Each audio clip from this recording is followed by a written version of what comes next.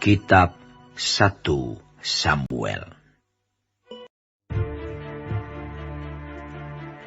Maka Nahas orang Amon itu bergerak maju dan berkemah mengepung Yabes Gilead.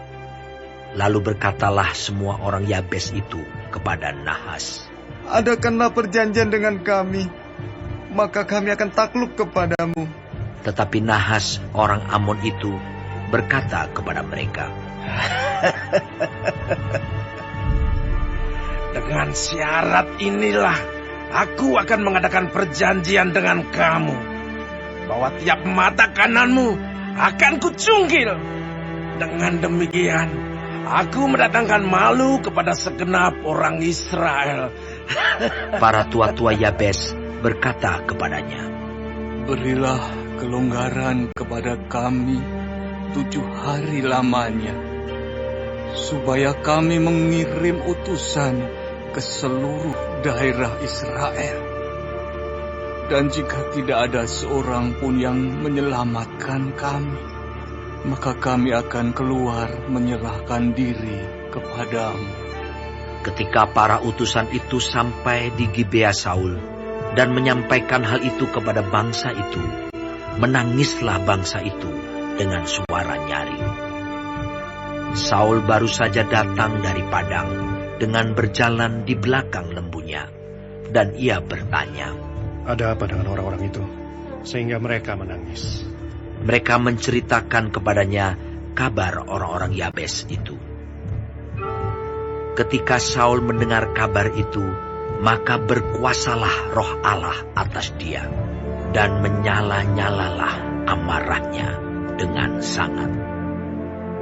Diambilnyalah sepasang lembu, dipotong-potongnya, lalu potongan-potongan itu dikirimkannya ke seluruh daerah Israel dengan perantaraan utusan.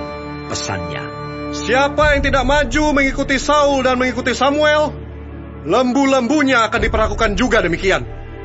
Lalu Tuhan mendatangkan ketakutan kepada bangsa itu, sehingga majulah mereka serentak. Ketika Saul memeriksa barisan mereka di Bezek, maka ada 300.000 orang Israel dan 30.000 orang Yehuda. Kepada para utusan yang datang itu dikatakan, "Beginilah kamu katakan kepada orang-orang Yabes Gilead, besok pada waktu panas teriknya matahari, akan datang bagimu penyelamatan." Ketika para utusan kembali dan memberitahukan hal itu kepada orang-orang Yabes, bersukacitalah mereka. Lalu orang-orang Yabes itu berkata kepada Nahas, "Besok kami akan keluar menyerahkan diri kepadamu. Maka bolehlah kamu lakukan terhadap kami apapun yang kamu pandang baik." Keesokan harinya, Saul membagi rakyat itu menjadi 3 pasukan. Mereka itu masuk ke tengah-tengah perkemahan musuh pada waktu kawal pagi dan memukul kalah orang-orang Amon sebelum hari panas. Dan terserak-seraklah orang-orang yang lolos itu, sehingga di antara mereka tidak ada tinggal 2 orang bersama-sama. Lalu berkatalah bangsa itu kepada Samuel, "Siapakah yang telah berkata, masakan Saul menjadi raja atas kita? Serahkanlah orang-orang itu, supaya kami membunuhnya." Tetapi kata Saul, "Pada hari ini, seorang pun tidak boleh dibunuh. Sebab pada hari ini, Tuhan telah mewujudkan keselamatan kepada Israel."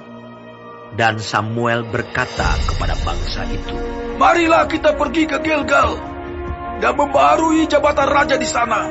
Lalu pergilah seluruh bangsa itu ke Gilgal dan menjadikan Saul raja di sana di hadapan Tuhan di Gilgal. Dan mereka mempersembahkan di sana korban keselamatan di hadapan Tuhan, dan bersukarialah di sana Saul dan semua orang Israel dengan sangat.